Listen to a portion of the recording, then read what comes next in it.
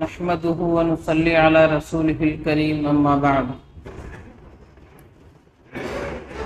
نماز کورس کا سلسلہ چل رہا ہے، آج اس کا چوتھا سبق بیان ہوگا۔ اب تک ہم نے نماز سے پہلے جو چیزیں ضروری ہیں وہ چیزیں جان لی، نیت کا طریقہ، اس کے بعد تکبیر تحریمہ، اور پھر ہاتھ کیسے اٹھانے، کہاں باندھنے، مرد و عورت کی نماز میں کیا فرق ہے، یہاں تک کے مسائل ہو گئے۔ اب اس کے بعد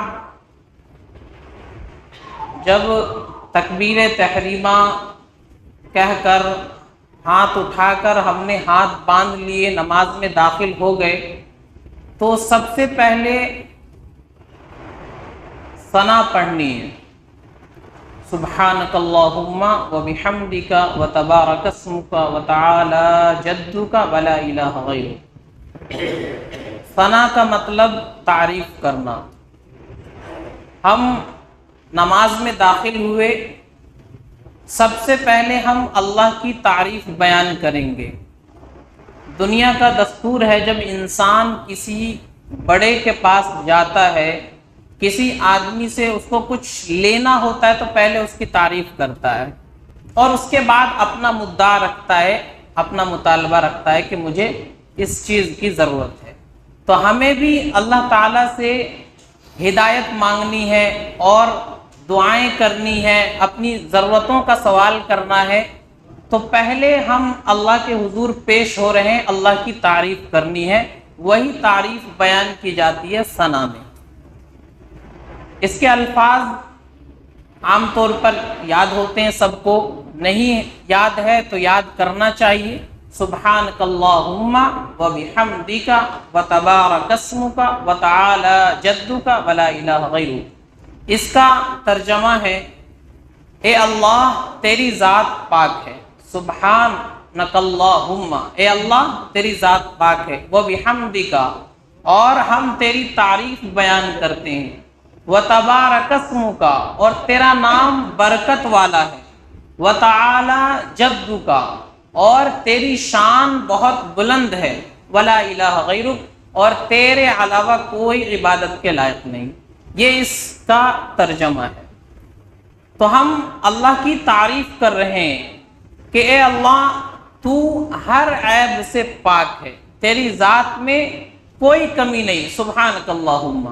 اور جب ہر عیب سے تو پاک ہے اور سارے کمالات تیرے اندر ہے، تو جتنی بھی تعریف ہو سکتی ہے وہ صرف تیرے لیے ہو سکتی ہے۔ انسان کے اندر ایک خوبی ہو، اس کی تعریف ہوتی ہے، دو خوبیاں ہوں تو اور تعریف ہوتی ہے، جس کے اندر جتنی خوبیاں ہوتی ہے اس کی اتنی تعریف کی جاتی ہے۔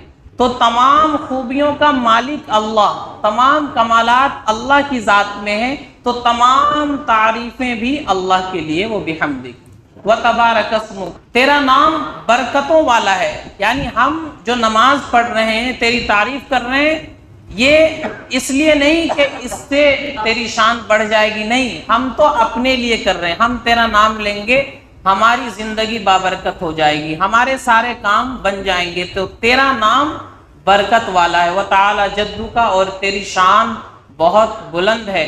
جب یہ تمام باتیں اللہ کے اندر ہیں، تو پھر ہم اللہ کو مخاطب کرتے کہتے ہیں، اے اللہ جب یہ ساری خوبیوں کا مالک تو ہی ہے اور سب کچھ کرنے والا تو ہی ہے، تو تیرے علاوہ کوئی عبادت کے لائق نہیں ہے، اس لیے ہم تیرے سامنے عبادت کے لیے ہاتھ باندھ کر کھڑے ہیں، ولا الہ غیرک، تیرے علاوہ کوئی عبادت کے لائق نہیں۔ تو یہ اس ثنا کا ترجمہ اور مختصر سی تشریح ہے۔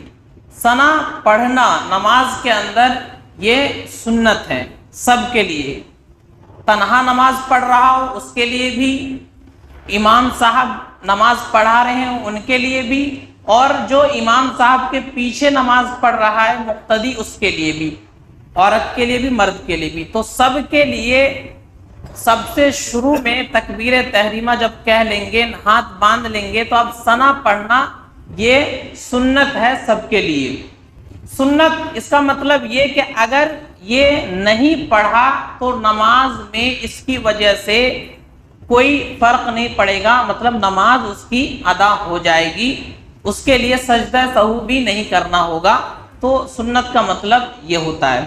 شروع سے امام صاحب کے ساتھ شریک ہے وہ تو پڑھ لے گا شروع میں، جو بعد میں آ رہا ہے تو اس کی دو صورتیں، یا تو امام صاحب نے قرات شروع کر دی ہوگی یا نہیں کی ہوگی، قرات شروع کر دی ہے خاموشی کے ساتھ کھڑا ہو جائے، اور اگر قرات شروع نہیں کی ہے تو پڑھ لے، اور آہستہ قرات والی نماز ہے ظہر عصر تو اس میں پڑھ سکتا ہے پہلی رکعت میں اگر شریک ہو رہا ہے۔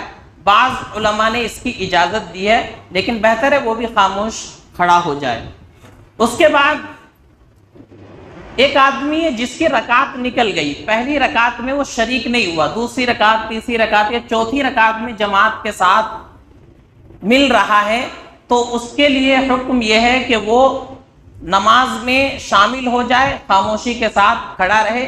جب وہ امام صاحب کے سلام پھیرنے کے بعد اپنی چھوٹی ہوئی رکعت پڑھے گا تو وہ پہلی رکعت جو پڑھے گا اس میں ثنا پڑھ لے گا، کیونکہ وہ جو رکعتیں چھوٹی ہیں وہی رکعت وہ پڑھ رہا ہے۔ تو امام صاحب کے سلام پھیرنے کے بعد جو کھڑا ہوگا تو وہ اس کی پہلی رکعت ہوگی، تو اس وقت وہ ثنا پڑھے گا جس آدمی کی رکعت 1، 2 یا 3 چھوٹ گئی ہو۔ تو یہ ثنا سے متعلق کچھ مسائل ہیں، اس کے علاوہ کسی کو اور کوئی مسئلہ پیش آتا ہے تو بعد میں معلوم کر سکتا ہے، یہاں پر سارے مسائل نہیں بیان کیے جا رہے ہیں۔ ثنا کے لیے یہ لفظ سبحانک اللہم و بحمدک جو ہم پڑھتے ہیں یہ بھی پڑھ سکتے ہیں، اس کے علاوہ اور بھی الفاظ جو روایتوں میں آئے ہیں وہ بھی کسی کو یاد ہوں تو وہ بھی پڑھ سکتے ہیں، وہ بھی جائز ہے، لیکن بہتر یہی ہے جو ہم لوگ کو یاد ہوتا ہے، سبحانک اللہم و بحمدک۔ ثنا جب پڑھیں گے تو یہ لفظ نہیں بولیں گے، ثنا یہ تو اس کا ٹائٹل ہے، اس کا نام ہے۔ سبحانک اللہم سے ہم شروع کریں گے، ہم تکبیر تحریمہ کہیں گے، اللہ اکبر ہاتھ باندھیں گے، اس کے بعد پڑھیں گے سبحانک اللہم و بحمدک۔ تو ثنا جو لفظ ہے یہ نہیں بولنا، یہ اس کا ٹائٹل ہے، اس کا نام ہے۔ جس طرح قرآن کریم کی سورتوں کے نام ہے سورۃ الفاتحہ، سورۃ البقرہ، سورۃ الاخلاص، سورۃ الناس، سورۃ الفلق، تو جب ہم یہ سورتیں پڑھتے ہیں تو اس کا نام نہیں لیتے ہیں۔ اسی طرح یہ ثنا جو ہے آگے جو ہم دعا پڑھیں گے سبحانک اللہم، اس کا نام ہے، تو یہ لفظ نہیں بولنا ہے، سبحانک اللہم سے شروع کرنا ہے۔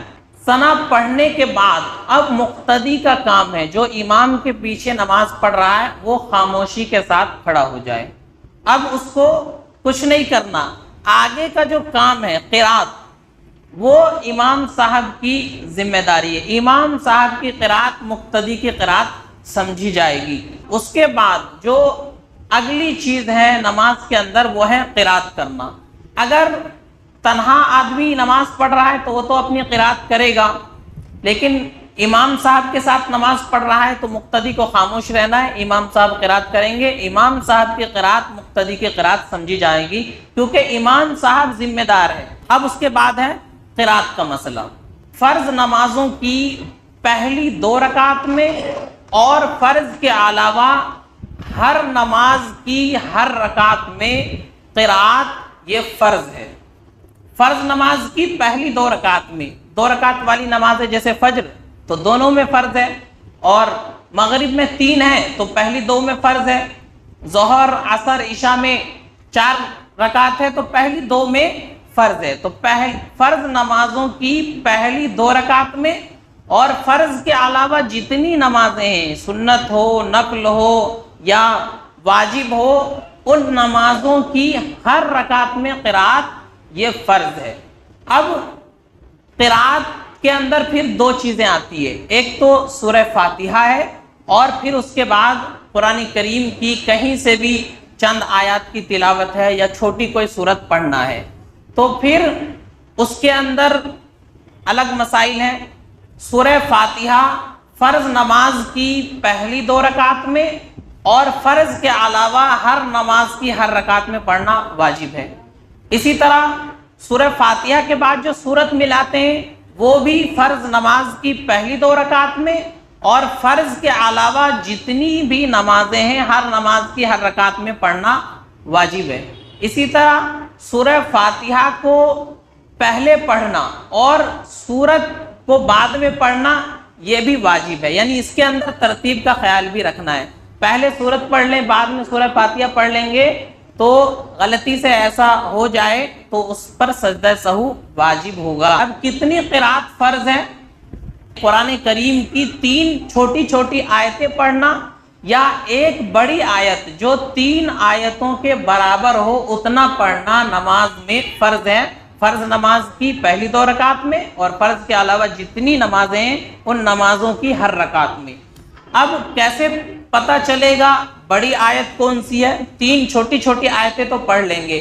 اِنَّا أَعْطَيْنَاكَ الْكَوْثَرَ فَصَلِّ لِرَبِّكَ وَانْحَرْ إِنَّ شَانِئَكَ هُوَ الْأَبْتَرُ۔ 3 آیتیں ہو گئی، اتنا پڑھ لیا، فرض ادا ہو گیا۔ لیکن بڑی آیت جو وہ ایک پڑھے گا چھوٹی چھوٹی صورتوں کے علاوہ کہیں سے، تو کتنی مقدار قرات کرے گا جو اس کا فرض ادا ہو جائے گا؟ تو اس کے لیے علماء نے طے کیے ہیں کہ 30 حروف کم سے کم پڑھنا ضروری ہے، یعنی الف با تا، وہ جو ہم آیت پڑھیں گے ان آیتوں میں 30 حروف ہو جانا ضروری ہے۔ 3 چھوٹی آیتیں پڑھ لیں گے تو قرات جو فرض ہے وہ ادا ہو جائے گی، لیکن ان چھوٹی آیتوں کے علاوہ ہم کوئی بڑی آیت پڑھ رہے ہیں، جیسے آیت الکرسی پڑھ رہے ہیں۔ آیت الکرسی قرآن کریم میں 5-6 لائن میں ہے، تو اس میں سے آیت الکرسی مکمل نہیں پڑھی، صرف اتنی پڑھی کہ جس کے اندر 30 حروف آ جاتے ہیں۔ اللہ لا الہ الا هو الحی القیوم لا تأخذہ سنۃ ولا نوم لہ ما فی السماوات وما فی الارض۔